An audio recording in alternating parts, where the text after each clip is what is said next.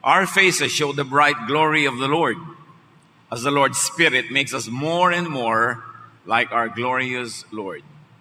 Patuloy na pagbabago, patuloy na luwalhati ang dapat maganap sa bawat anak ng Diyos. Connect to big. Panginoon, salamat po dahil maaari kaming lumago, lumaki. Maaring kami ma-develop tungo sa pinakamagandang kalooban niyo para sa amin. Teach us, Father, so that each day that you give us will be used for growth, so that we can reach that potential that you have given to each one of us. Kayo ang manguna ngayon, mangaral, magturo, umakay sa amin. Dalangin namin ang lahat ng ito sa ngalan ng iyong anak na si Jesus. Life could be trapped in everydayness. Yung araw-araw ganun, linggo-linggo ganun, buwan-buwan, hanggang mapansin mo, taon-taon ganun, hanggang maubos na lang ang buhay. Life could be trapped in ordinariness, in dullness. Maaaring ang buhay tuloy sa halip na exciting, sa halip na makulay, masaya, ay parang nakababagot, nakasasawa, parang wala namang nangyayari. Ecclesiastes 1, 2-4 and 8. Nothing makes sense. Everything is nonsense. I have seen it all. Nothing makes sense. What is there to show for all our hard work here on this earth? People come and people go. All of life is far more boring than words could ever say. Isang observation ni Solomon tungkol sa buhay, pag hindi mo pinag-ingatan ang paghawak ng bawat oras at araw na binibigay ng Panginoon, life could become dull, boring, colorless, lifeless. At kung minsan, itatanong mo pa sa sarili mo kung bakit ka ba nga nabubuhay pa. Kung sulit ba na ipaglabang patuloy pa rin mabuhay. Pag dumarating ang ganyang mga pag-iisip, kanino man, ay dapat suriin kung paano siya nabubuhay, paano niya iniingatan ang panahon na ipinahihiram ng Panginoon. Life could be trapped in dullness caused by lack of connection to big, to the big, to what is big, to infiniteness and eternity, to immortality, to higher meaning, purpose, vision.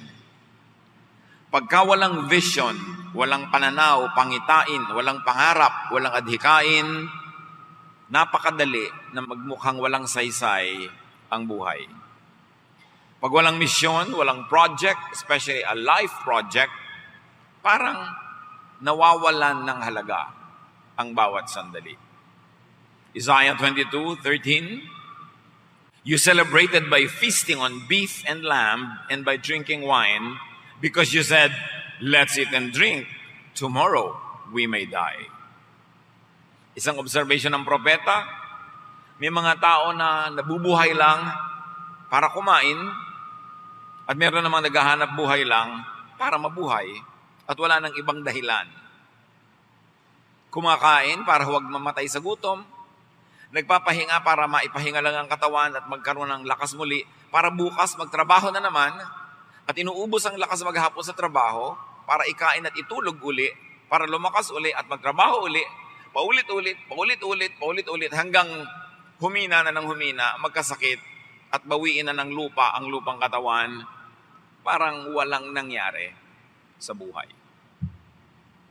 It's important for the people of God to realize that we have missions in life, that there is a purpose for our existence, that there's a higher and nobler cause for our life. So get beyond everydayness or ordinariness. Dapat ay lampasan yung pagiging napaka-normal lamang, napaka-ordinaryo, at walang nangyayari. 2 Timothy 2:20-21, in a large house, there are articles not only of gold and silver, but also of wood and clay. Some are for special purposes, and some for common use. Those who cleanse themselves from the latter, meaning from being ordinary, will be instruments for special purposes, made holy, useful to the master, and prepared to do any good work. Hindi kinukumpara dito ang ibang talento o kakayanan ng tao. Hindi kinukumpara ang tao sa kapwa-tao. Ang ikinukumpara dito ay isang tao sa kanyang sarili. Na ikaw bilang tao, bilang instrumento ng Diyos, pwede kang napaka-ordinaryong instrumento lang o pwede kang maging special na instrumento. At sabi ng Timothy, yun daw inihahanda, nililinis, dinadalisay ang sarili, gagraduate from being ordinary to being special, special instruments for special purposes. So hindi ito may taong special at may taong ordinary, hindi ganoon. Bawat tao pwedeng maging ordinary at pwedeng maging special. Kaya dapat daw sinasanay ang sarili, hinuhubog ang sarili, para lumampas sa pagiging karaniwan at maging pambihira para sa ikaluluwalhati ng Diyos. So cleanse, prepare, position yourself for special purposes, for specialness. Which means we should make our day, our week, our months, our years, our life special. Nalalampas ka lang sa ordinariness. Yung laging araw-araw, yun lang ang ginagawa mo, dapat may iba pa. Pagka inoobserbahan natin kuminsan, ang napakarami mga Pilipina, maging Pilipino, babae at lalaki, halos kalahati ng araw, bawat araw, araw-araw, naglalaba. Lalo na yung mga masela na ayaw pa ng washing machine, gusto pa sariling kamay, kusot. Kalahating araw yan. Lalo ko ikukulam mo pa, may palo-palo ka pa. Pagkatapos aalmerolan mo pa, kung ano-anong gagawin mo sa damit. Tapos susut mo lang naman yun, dudumi lang yun. Ibig mo sabihin, mauubos ang kalahati ng araw mo, araw-araw, para lang sa damit. Tapos tumanda ka na, namatay ka na, ang accomplishment mo, naglaba ka. Hindi masamang maglaba. Magaling ang paglalaba, pero may iba ka pang dapat mas galingan. Paano ka gagaling, ginang? Paano ka gagaling, ate? Made-develop mo ang iyong balletic dance skills, ang iyong painting skills, ang iyong musical skills. Paano mo made-develop ang iyong engineering skills, ang ibang pong mga husay at galing, administrative skills kung nakatali ka sa batya? Yung sobrang luto ng luto. Pwede namang mayroong madaling lutuin. Kung bakit yung isda, dudurugin pa, tatanggalan ng tinik, igigisa pa, tapos ibabalik ulit dun sa loob ng isda, tatahiin, tapos ipiprito pa uli. Hindi ba pwedeng iihaw na lang yan para makapag-painting lessons ka, mother? Yung ang daming busisi ng buhay, although hindi masama yun kung pamisa-minsan. Pero mga kapatid, ang sinasabi natin dito, may iba ka pang calling bukod sa household chores. May iba ka pa rin calling bukod sa mamasukan araw-araw. Magbabande clock ng alas 8, magbabande clock out ng alas 5, araw-araw, para sumweldo ng kulang at kulang din naman. May iba pang dahilan ng buhay. Hindi ka nabubuhay para maghanap buhay. Naghahanap buhay ka para may kitain ka at sumobra pa yon para magawa mo pa yung higit sa bibili lang ng pagkain, magbabayad ng rent, ang mga bayarin, kundi magawa mo pa yung mga ibang bagay na nakakapagpalaki ng isip, nakakapagpalawak ng pag-iisip, nakakapagpayaman ng kalooban at ng pagkatao. Hindi yung ano kakainin, merong araw-araw, ano kakainin natin, anong ulam natin, ano kakainin natin, anong ulam natin. Araw-araw yun ang tanong. Matthew 6:31-33. So do not worry saying, what shall we eat? Or what shall we drink? Or what shall we wear? For the pagans run after all these things. And your heavenly Father knows that you need them. In other words, mga basic needs, dapat basic. So nalalampasan para mas magawa mo pa yung more complex needs in life. Kaya kalaban ng true godliness and true godly development ang poverty. That's why we should all declare war on poverty. Paasensuhin natin ating sarili, ang ating kamag-anak, ang ating komunidad, ang ating bayan, para hindi tayo isang kahig, isang tuka. Alam niyo mga manok nung araw, kakahig sa lupa, tutuka, kakahig, tutuka. Yun ang naging symbolism ng isang kita, isang gastos, isang kita, isang gastos. Araw-araw na lang ang iniisip, ano kaya ang kikitain ko bukas para may kainin ako bukas?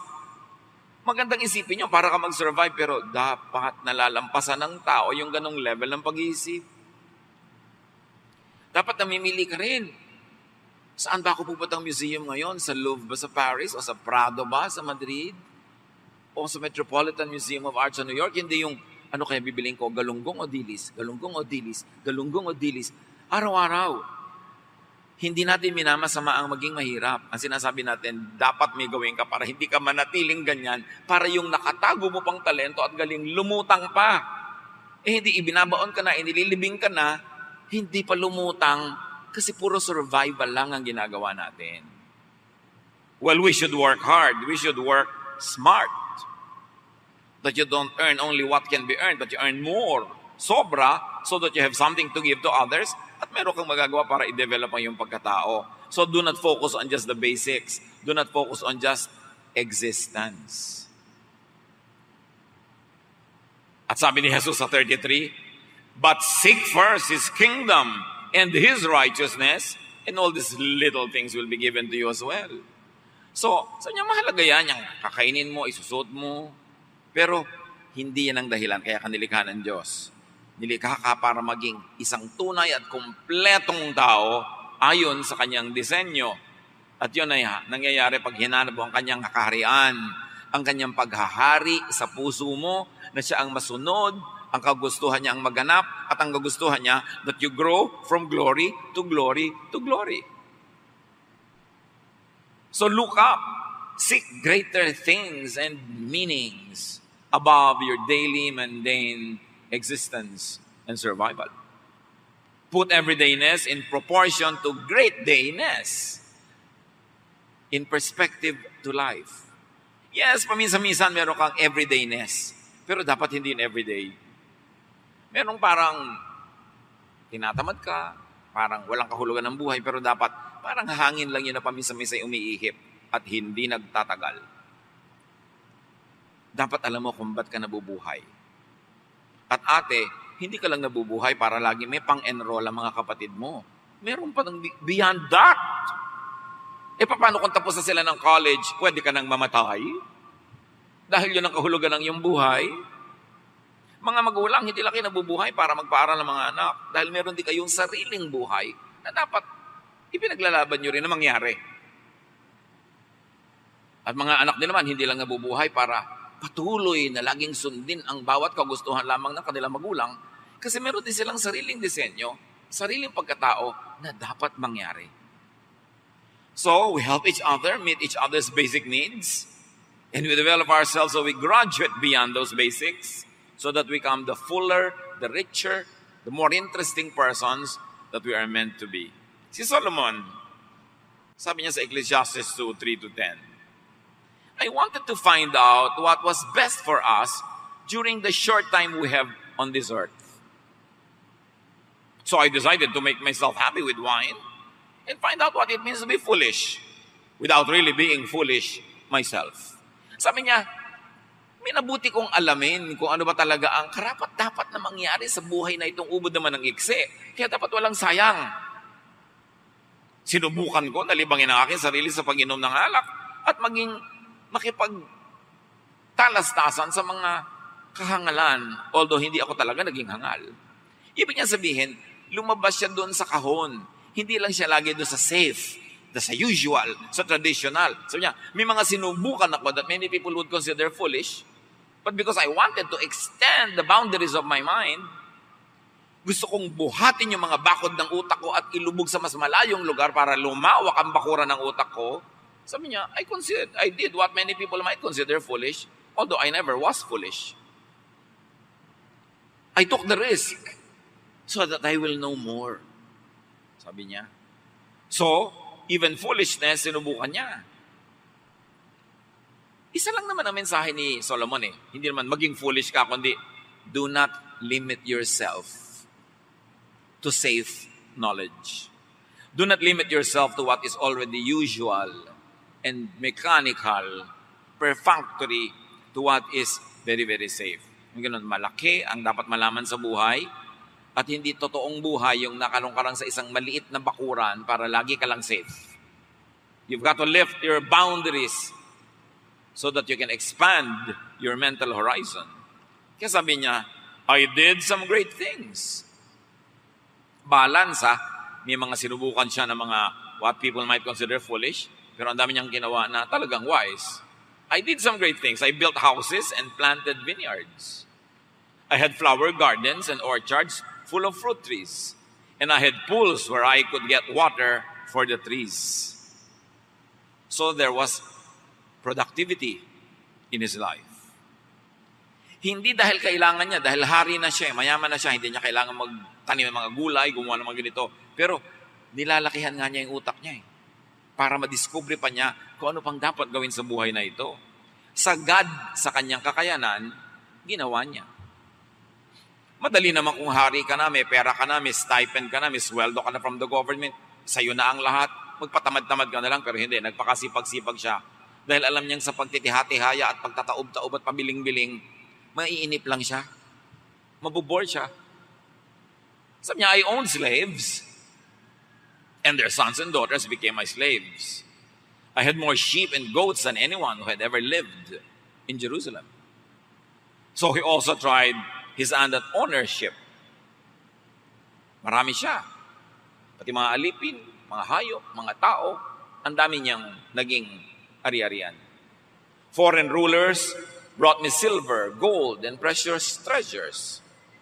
At dahil siya'y magaling, there was recognition, and kings were paying him tribute or sending him gifts.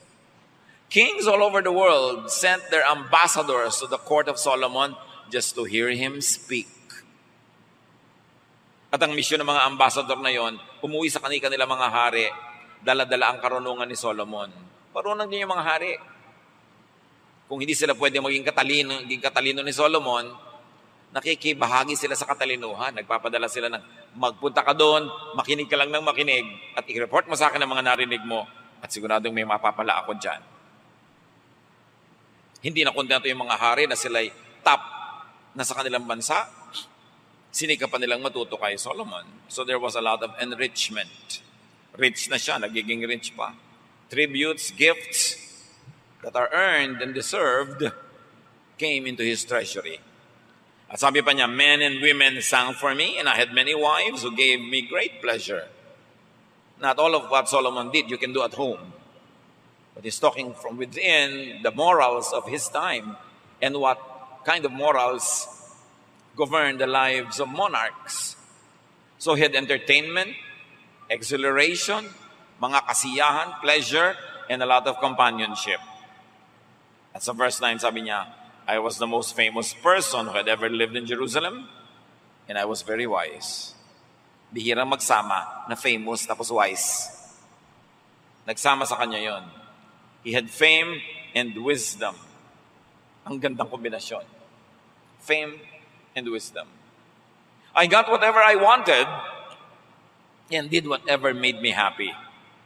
But most of all, I enjoyed my work. Yan ang mga natutunan niya. Sabi niya, marami kong gusto, pinagtrabahuhan ko, nagtanim ako ng mga garden, nag-project ako. I was dispensing wisdom, kings were sending me money and gifts. Ang dami-dami kong naging kayamanan, kaya naman lahat ng inibig ko, nabibili ko. Magandang goal yon, yung gusto mo, nabibili mo. Kesa gusto lang pero hindi mo nabibili. Pero pinagtrabahuhan niya. Hindi niya pinangarap lang, hindi niya pinagpray lang, pinagtrabahuhan niya. Sabi niya, alam niyo, lahat ng nakakapagpasaya sa akin, ginawa ko. Pero higit sa lahat, sabi niya, sa dinami-rami ng mga ginawa ko sa buhay, enjoy ako lahat sa iyo ngayon. Do you enjoy your work? If you don't enjoy your work, what are you doing there? Tatanda ka na, tapos mamatay ka na, hindi ka nag-enjoy. Di ba lugi ka nun? Kaya dapat, naghahanap ka ng na-enjoy mo rin. Lagi maraming nagtatanong sa akin, ano po ang magandang negosyo? Lahat ng negosyo maganda. Kasi sa lahat ng negosyo may umuunlad. Pero ang magandang negosyo ay yung bagay sa'yo. Halimbawa, gusto mo ba na nagme-makeup ng mga bangkay? Ayoko po. Ay, hindi ka pwede magnegosyo ng punerarya. Di ba? Gusto mo ba na naguhukay ng mga libingan? Hindi po. Hindi ka pwedeng may memorial park o meron kang o sa Pulturero. Nag-enjoy ka ba magluto? Opo. O, baka bagay sa'yo lahat ng may tungkol sa food, mga restaurant, ganyan. Walang magandang negosyo. Ang magandang negosyo ay yung bagay sa'yo. Yung gusto mong gawin, pag absent ang mga tauhan mo, kaya mong paandarin, magandang negosyo yon. Pero magtatayo ka ng talyer, hindi ka marunong mag-welding, pag absent yung welder mo, sarado ang talyer, hindi magandang negosyo yan. Yung iba kasi, pasabi, uy, kumikita yon, gayahin natin, magandang negosyo. Pero, kaya mo ba yung ginagawa ng may-ari nun? Para paandarin mo yan. So sabi ni Solomon, alam nyo, ang dami kong ginawa, pero itong masasabi ko, lahat ng ginawa ko, yung enjoy ako. Because when your work is enjoyable, you are not working, you are playing. That's why you should find work that you enjoy so that all your life you don't work, but you play. Pero kung araw-araw ang bigat-bigat sa dibdib mo, papasok ka na naman. Kakasakit ka niyan. Alam niyo yung mga inis, mga pagtitimpi, yung mga himutok na sinasarili, nagiging sakit. Kaya dapat hahanapin mo kung saan ka masaya. Mga magulang, encourage natin ating mga anak kung ano yung karir nila sa buhay, yung kung saan sila masaya, hindi kung saan tipak ang kita. Kasi kahit tipak-tipak yung kita, tipak-tipak din yung puso nila, hindi naman sila masaya. Ganun ba ang buhay na gusto natin para sa kanila? Pero, hindi ko mo enjoy ka, ibig sabihin hindi ka kikita na malaki. Kasi pag enjoy ka nga, you put your heart and soul into it and you give your best, all the more that you have the chances to be the best, to achieve a lot, to earn a lot. Kaya dapat isipin mo, enjoy ba? Yung pipili ka ng mapapangasawa, yung mayaman o yung masarap kasama, yung tawa ka ng tawa, doon ka na sa tawa ka ng tawa kahit ang kinakain mo rin yung gulay na tawa-tawa. Kasi ang dami-dami yung pera pero ang haba ng mukha mo, nakasimangot ka. Ngayon kung mayaman na, tawa ka pa ng tawa, aba, huwag mo nang papawalan yan. Diba?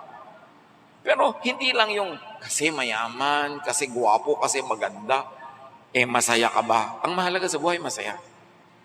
Hindi ibig sabihin na mayaman, hindi masaya. Pero hindi man ko mamayaman, ay masaya na. At hindi naman ko malungkot, masaya, mahirap, masaya din. Kaya tinitingnan mo, saan ka ba sasaya? Sabi ni Solomon, I enjoyed all of it. And that's what is important in life. Yung enjoy ka. Ang dami-dami rin tatanong, saan church po ba ako magme-member? Di doon ko saan ka-enjoy. Enjoy ka ba ng mukha kang bangkay? Lagi ka naka-long sleeve, laging serious, may bulak sa ilong. Maraming ganun churches. Join. Meron enjoy ka ba na medyo relax ka lang, cool ka lang, hang loose ka lang? Meron din ganun. Saka enjoy. Kasi isa naman Biblia, isa yung Diyos. Pero iba-iba yung enjoyment mo. Doon ko saan ka-enjoy. Pareho lang yun. There should be satisfaction in life. Ito hindi pa science, pero kutob ko lang, maraming cancer ang pinagmumulan, himutok, kabiguan, at inis na hindi maibulalas. Kasi pag ino-obserbahan ko yung maraming kilala ko na nagkaka-cancer, ganun. Kung minsan inis na inis sa asawa, nagka-cancer. Minsan bigong-bigo sa buhay, yung gusto niya, hindi niya magawa. May common denominator. Hindi lahat, may exemption. Pero dapat ang tao kasi masaya. Nilikha tayo ng Diyos para masaya. Search for and enjoyment of happiness is what characterized the life of Solomon. Naghanap ng kaligayahan, kinayang magpakaligaya dahil pinagtrabahuhan, in-enjoy ang trabaho, yung project, yung mission niya sa buhay, di malalim ang nangyari sa kanyang buhay. So, go above and beyond survival. Go beyond maintenance. Go above and beyond poverty. Ang dalangin ko at wish ko para sa lahat, huwag namang sumweldo lang ng minimum wage. Ang linaw na nga ng description, minimum. Diba? Dapat maximum. Because you should grow from glory to glory. Mga employers, kung kaya naman ang negosyo, kumikita naman kayo, huwag naman kayo magpa-minimum wage. Dahil kayo lang yung happy, yung mga tao hindi. Araw-araw swimming kayo ng swimming sa pawis ng iba. Di ba? Kailangan, kung kaya ninyo magpasweldo ng malaki, lakihan nyo. Dahil kung natutuwa ay sa inyo ang Diyos, sino naman makakapigil sa Diyos na lagi pa kayong payamanin? Pero pag hindi natutuwa sa inyo ang Diyos, sino makakapilit sa Kanya na pagpalain kayo? Basta kaya, magdagdag pa ng ibibigay. Kasi ang isang taong empleyado mo, may umaasa sa Kanya na siguro 3 o 4 na tao pa. Pag pinagkaitan mo siya, may 3 o 4 pang nadadamay, pero pag binigyan mo siya, may 3 o 4 pang umaangad sa buhay. Be generous. As long and as much as you can. Binibigyan tayo ng Diyos, hindi lang para natin sarilinin, kundi para tayo ay maging agents of multiplication. Katulad nung bata na binigyan ng Diyos ng ilang pirasong isda at tinapay, naging agent siya para paramihin ni Jesus, pinakain ng angaw-angaw ng mga tao. 1 Kings 3:9-14, nung tinanong na Diyos si Solomon, gagawin kitang hari, pero pwede ka magkaroon ka ng isang wish, anong gusto mo talaga, ibibigay ko? Sabi ni Solomon, please make me wise and teach me the difference between right and wrong. Then I will know how to rule your people. If you don't, there is no way I could rule this great nation of yours. Ang hiningi ni Solomon, karunungan, para daw matuto siyang mamahala ng mga tao. So excellence is what he strived for in ruling. Because his mission was to rule, therefore he needed excellence. God said, Solomon, I'm pleased that you ask for this. You could have asked to live a long time, or be rich, or you could have asked for your enemies to be destroyed. Instead, you ask for wisdom to make right decisions. So, I'll make you wiser than anyone who has ever lived or ever will live. Yun ang bigay ng Diyos kay Solomon, karunungang hindi matutumbasan ng lahat ng isinilang bago si Solomon at isisilang after Solomon. That's why the teachings of Solomon should be given great importance. Because siya lang ang pinatalino ng Diyos, higit kanino man. This is big. Malaki kasi ang hiningi niya, karunungan. Kung pera, hindi malaki. According to God. Kung destruction of his enemies, hindi malaki. Pero na-impress ang Diyos sa hiningi ni Solomon. Wisdom, ang galing mo naman. I'm going to give you that.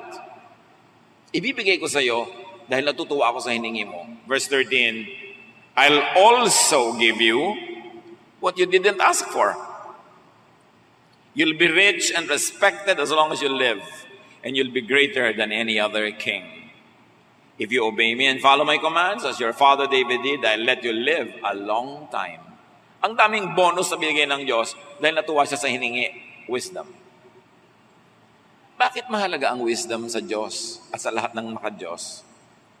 Mga kapatid, ang size ng mundo, ang size ng bahay, ang size ng buhay, depende lang sa size ng iyong utak. Pag malawak ang utak mo, malawak ang mararating ng iyong buhay, ng iyong pananaw, ng iyong pagpapahalaga, pero kung maliit at makitid ang utak mo, liliit at kikitid din ang iyong mundo at kawawa ang lahat ng tao under your influence and power dahil ikukulong mo sila sa isang maliit at makitid na mundo na ang hangganan, ang bakod, yung bakod ang iyong bungo. Anybody who will go far must first expand their minds. Kaya mahalaga yung pinaparunong ang isip, dinadagdagan ng alam, laging nagtatanong, laging nakikinig sa nagsasalita, lalo't marurunong kasi may mapapala ka. Bawat taong marunong nakausap mo, pinapalaki ang iyong utak. Pero kung kausap mo ay makitid ang utak at na-influence ka, kikitid ka rin. So si Solomon, ang journey niya, from big to much bigger. And take note, it could be from small to much smaller to nothing. But he made the right choice. He wanted to be wise. Parang yung mga ibinigay ni Lord na talents, yung binigyan ng malaking puhunan, napalaki niya, binigyan pa siya ng lalong malaki. Yung binigyan ng maliit na puhunan, hindi niya pinatubo, hindi niya ininvest, binawi sa kanya. Wealth and fame, these are only byproducts of pleasing God by being wise. So connect to big. To the big, to what is big. Of course, that is God. And the real meaning of righteousness and heaven, hindi lang yung mga lugar na nasa likod ng mga ulap-ulap, kundi yung pagharian ng Diyos ang puso mo, yung isip niya, maging isip mo, yung kalooban niya, maintindihan mo at masunod, lalaki ang iyong mundo, you expand the kingdom of God. 1 Corinthians 9:24-27, you know that many runners enter a race, and only one of them wins the prize. So, run to win. Hindi ka naman sumasali sa karera para matalo eh. So gagawin mo ang lahat para ka manalo. At ang karerang ito mga kapatid, hindi karera against other people, but karera against your own self. Dapat matalo mo ang iyong mga kahinaan, matalo mo ang iyong mga kamangmangan, mga kakitiran, para ikaw ipanalo sa sarili mong buhay. Kasi pwedeng matalo ka sa sarili mong buhay. Hindi kailangan matalo ka ng iba, at hindi kailangan talunin mo ang iba. Ang kailangan mong pagwagian ay ang kakitiran, kababawan, kaliitan ng isip. Aim for big. Athletes work hard to win a crown. Hindi ka sumasali sa competition para lang matalo, at hindi ka nabubuhay sa mundong ito para lang matalo ng sarili mong weak side. Dapat manalo yung strong side mo para ikay panalo. Not against other people, but against your own weaknesses. Work hard to connect to the big. How do you connect to the big? You connect to big ideas and minds. Ang batang si Jesus, nung nagpunta sila sa piyesta sa Jerusalem, nung siya ay 12 years old, nawala siya. Nag-uuwian na lang lahat sa Galilee, nawawala pa siya.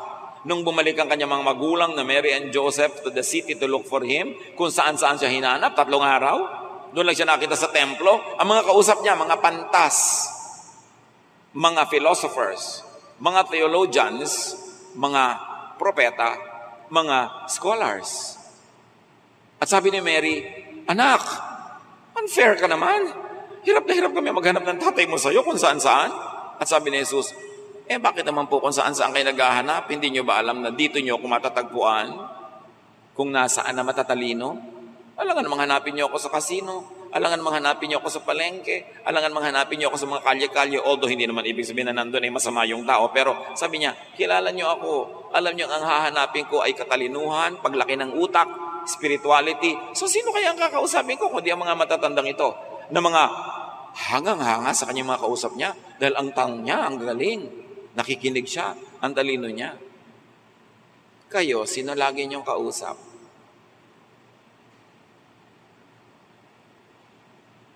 Alam niyo, yung kausap natin lagi, salamin yon.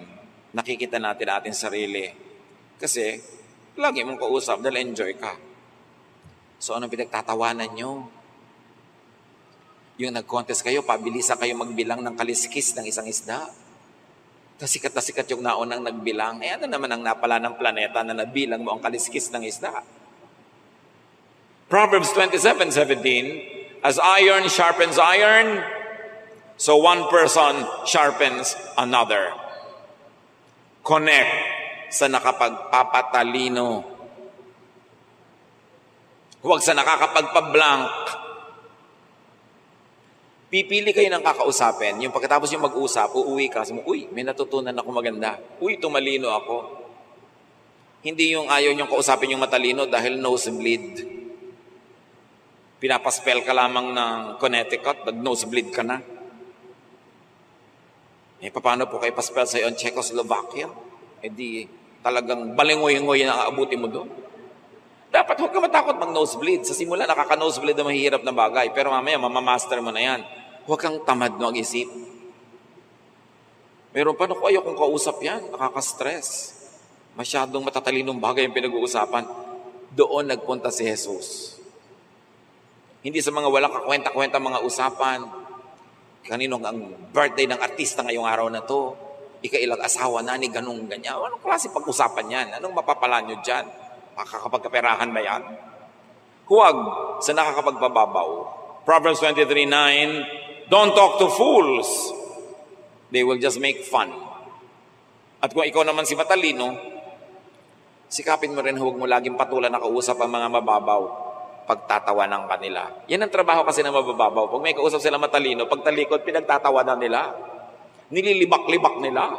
Diba? Dahil hindi nila naintindihan mga bagay na yun, sa kanila katatawanan ang mga katalinuhan.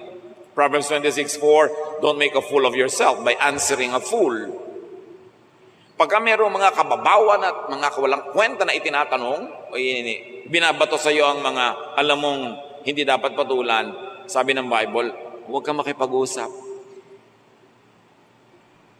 Yung lola namin, nung nabubuhay pa, pag may tinanong ka doon, at nakita mong tumingin yan sa malayo na gano'n, ibig sabihin nun, walang kakwenta-kwenta yung tanong mo. Huwag mo nang maulit-ulit at makukurot ka. Pag nagtanong ka pa ulit, yung tanong mo, walang kapararakan. Yan ang sasabihin niya, walang kwenta-kwenta. Huwag natin pagsayangan ng oras yan. Kaya namimili ka ng itatanong. Mahalaga yung kausap mo matalino, pero kuminsan, hindi lagi madaling gawin yun. Pero yun ang kapakipakinabang. Sino? Anong mentalidad ang madalas nating kaulayaw, kausap, kasama? Birds of the same feather flock together. Except for very few exceptions, kaya maganda rin suriin natin ang sarili natin eh. So connect to big, connect to excellence. Yung mga terror teachers nung araw, nung nag-aaral ka pa, hindi ba yon ang pinakamaraming naituro sa'yo? Sa simula, ayaw mo ng terror teacher. Ayaw mo ng terror lola, ayaw mo ng terror tita. Pero pag nagkaedad ka na-appreciate mo, meron pala silang magandang itinuro sa akin. Yung mga istrikto, yung matataas ang standard, uncomfortable lang kasama yan sa simula. Pero pag nagkataon at nagtagal, dun ka may napapakinabang. So go for and connect to growth and development. Outgrow smallness of mind. At kuminsan, ito ang challenge sa mga may nangyari sa buhay nila, umasenso ang utak, maraming nalaman, maraming na-achieve. Pag may mga reunion sila sa high school, parang naninibago ka, parang, ay, bakit nando pa rin yung mentality ng mga dati kong classmates? Kuminsan may reunion ng family, mga pinsan mong kalaro mo nung araw, parang, ay, nando pa rin yung utak niya sa grade 5 level. At sa lagay, pagkausap ko to, magiging ganito yung usapan namin.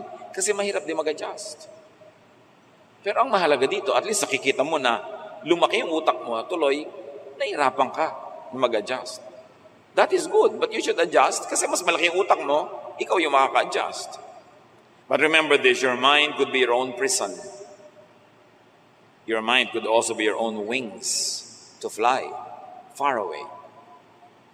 Ang pinakamalupit na piitan na kulungan ay hindi mga metal, hindi mga concrete, ang utak. Maraming tao, kulong na kulong ang buhay dahil ang utak nila, ang pag-iisip nila ay isang malaking kulungan ng buhay nila. Ay, hindi ko pwedeng gawin yan. Bakit hindi pwede? Ba't ka nakakulong? Ay, hindi ko pwedeng maligo kasi may patay. Bakit hindi pwede? Ay, hindi mo pwedeng gawin ito. Bakit hindi pwede? Merong magandang restaurant. Kumain tayo dyan. Naku, baka mahal. Huwag na tayong pumasok. Hindi mo pa nakikita yung presyo. Kinukulong mo na yung sarili mo. Papasok sa isang building, naku, baka hindi tayo payagan ng gwardiya, huwag na tayong pumasok. Hindi ka ba binabawalan? Ikaw na nagbawal sa sarili mo. Ang daming tao ganyan. Ang kulungan nila, yung pag-iisip nila, hindi ha tayong pwede, huwag na lang. So they'll play safe, they'll play small. At yun ang sinasabi ni Solomon, I did many things that other people might even consider foolish, but it's only because I was expanding my mind. Merong restaurant dyan sa EDSA corner. Show ba yan? Yung may crossing dyan. Aircon dati. Tagal na to. Walang pumapasok. Kaya ang dami-daming tao na dumadaan. Napag-isip nila, baka nai-intimidate ang mga tao kasi aircon. Tinanggal nila yung aircon. Nakabuyang-yang sa alikabok at init. The same pa rin ang price. Ang daming kumain. So yung mga dumadaan, ay aircon. Wow, baka mahal. Ikinukulong nila yung sarili nila, hindi pa nila alam. Merong magsasabi ka, hihingi ka ng permiso, ay naku, baka hindi tayo payagan, wag na lang. So sino hindi pumayag sa'yo? Yung utak mo. Kasi hindi mo tinry. Kaya ang tanong mga kapatid, gaano karaming pagkakakulong ang nararanasan natin dahil tayo ang nagkukulong sa ating sarili? Baka hindi ako payagan, baka hindi pwede, baka mahal, baka hindi affordable, baka mahirap gawin. And then, doon ka na lang sa safe, meaning isang maliit na sulok sa planetang ito. Connect to big, connect to refinement, not to mediocrity. Yung hindi magaling, magpakagaling-galing, at yung magaling-galingan pa. Because room for improvement is the biggest room in the world.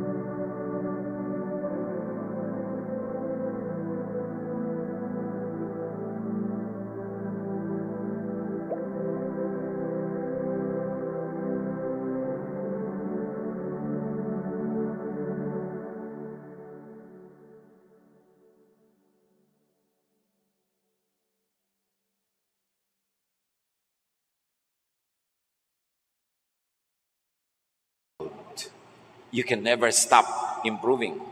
Connect to function and beauty.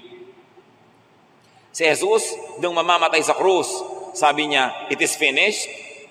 Pero sa salita na ginamit niya, tetelestai. Ibig sabihin, it is being finished in a very beautiful way. May beauty, hindi lang natapos. Tetelestai is the expression used by sculptors pag nagawa nila yung huling ukit na gagawin nila at nagandahan sila, sasabihin nila, tetelestai. Yun ang ginagawa ng pintor na tapos na yung mga strokes niya, tapos na yung trabaho, tetelestai.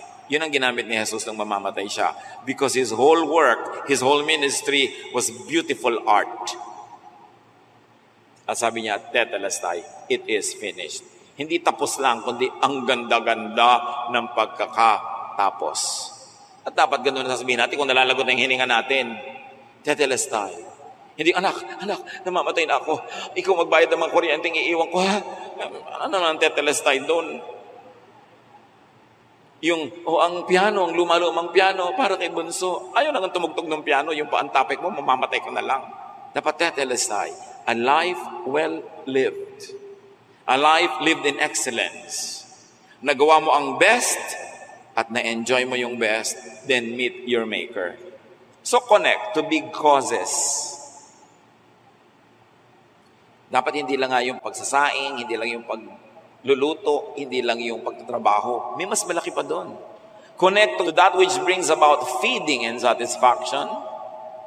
Ito yung malalaki ha. Feeding and satisfaction, healing and rest for you or for others. Connect to what brings about peace, happiness. In other words, connect to whatever brings about Jesusness. That is big. Pag kinilala mo si Jesus, inala mo ang misyon ni Jesus, inala mo ang kanyang mga prinsipyo, pananaw, turo, at nabuhay ka ayon doon, you connect to big. So you connect to activities and experiences that enlarge your mind. And of course, connect to big fruits. Huwag kang makontento na lang sa maliliit na prutas at konti. Kung kaya mo pang dagdagan ang pagsasaka, ang pagtatrabaho para dumami yung fruits, mas sumarap at mas maraming mabunga. Proverbs 14:14, you harvest what you plant, whether good or bad. So hindi natin masyadong consciously ina-appreciate that whatever we are harvesting now is what we planted yesterday. And if you don't like what you're harvesting now, stop planting today what you planted yesterday and don't plant it tomorrow because you will keep harvesting the same thing. Kung ayaw mo sa buhay mo ngayon, kailangan palitan mo ang formula. Kung gusto mo sa buhay mo ngayon, palitan mo pa rin for the better. Because we grow from glory to glory. Pero wala kang pwedeng mapalitan na bungang inaani kung hindi mo papalitan ng pagtatanim, paraan ng pagtatanim, at butong itinatanim. Go for big. 2 Corinthians 9:6. Remember the saying, a few seeds make a small harvest, but a lot of seeds make a big harvest. You want a big harvest? Plant big. Go for big. Your life is precious. Life is short, but it's always long enough for greatness, for the big, for satisfaction, for happiness. Don't go for anything less. God designed you to be an outstanding person, to achieve the best within your field, not to compare yourself with others, but to compare yourself only with your past achievements. God wants you big. God wants you happy, but you've got to do your part. Be wise. Ask for wisdom. Continue to enrich your mind and work. And the Lord is going to bless you with growth beyond your imagination. Sabi sa Bible, what God has prepared for you is beyond what you have already seen and heard. It is even beyond your imagination. It never even occurred to you. Maganda ang plano ng Diyos, pero kailangan sumunod ka sa kanyang method. Dear Lord, teach us. Teach us, Lord, to continue to grow. Huwag kami maghintay na lang ng kamatayan kahit may edad na kami. Meron pa kami magagawa. Meron pa kaming misyon. Marami pa kaming pwedeng ma-achieve. At lalong-lalo kung batang-bata pa, dapat hindi kami nabubuhay